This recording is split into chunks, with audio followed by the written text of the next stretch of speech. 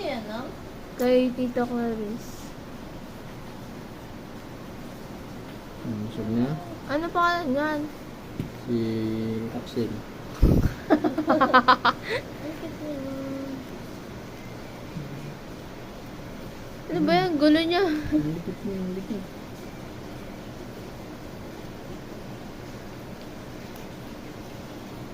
Para siyang baby. Baby Baby dog eh.